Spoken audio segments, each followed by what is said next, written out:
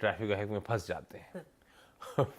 वीरू बताएंगे आज कैसे निफ्टी बैंक में स्ट्रेटेजाइज करना है। लेकिन हर्षदा, मूड कैसा? अब क्वाइट बिफोर द स्टॉर्म।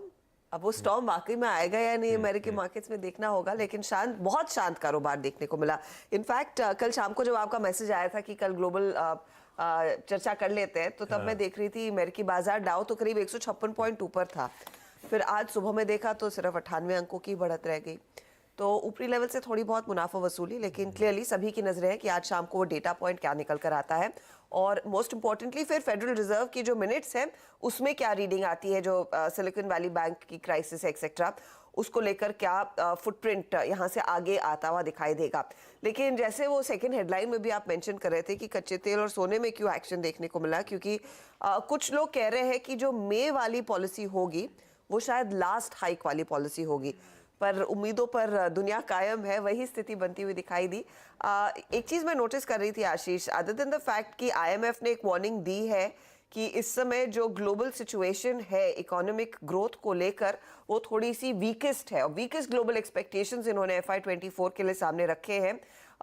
ये पिछले 30 सालों में सबसे कमजोर दरअसल आकलन आईएमएफ का आया है ग्लोबल ग्रोथ को लेकर, जहां पर वो बेसिकली कह रहे हैं कि 2.8% तक की ग्रोथ देखने को मिलेगी, जो पहले एंटिसिपेटेड था 3%। तो करीब 20 बेसिस पॉइंट इन्होंने अपनी एक्सपेक्टेशन को कट किया है।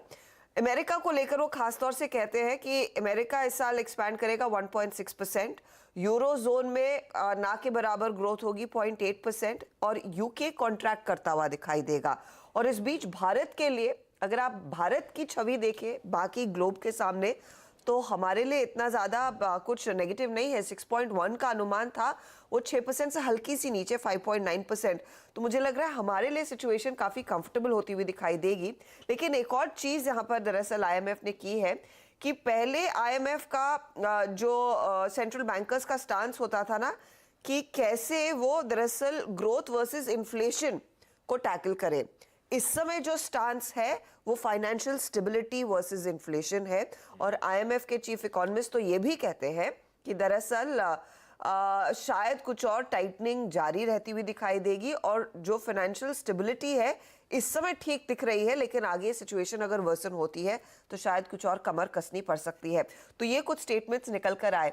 इस बीच में एक और डेटा पॉइंट पढ़ रही थी, ये बार्कलेज की एक रिपोर्ट आई है जो बेसिकली क्रेडिट कार्ड डेटा को एनालाइज करती है, और उसमें साफ ये निकल कर आ रहा है कि कंज्यूमर्स की जो स्पेंडिंग है साल दर साल अगर आप कंपेयर करेंगे उसमें कुछ कमी देखने को मिल रही है।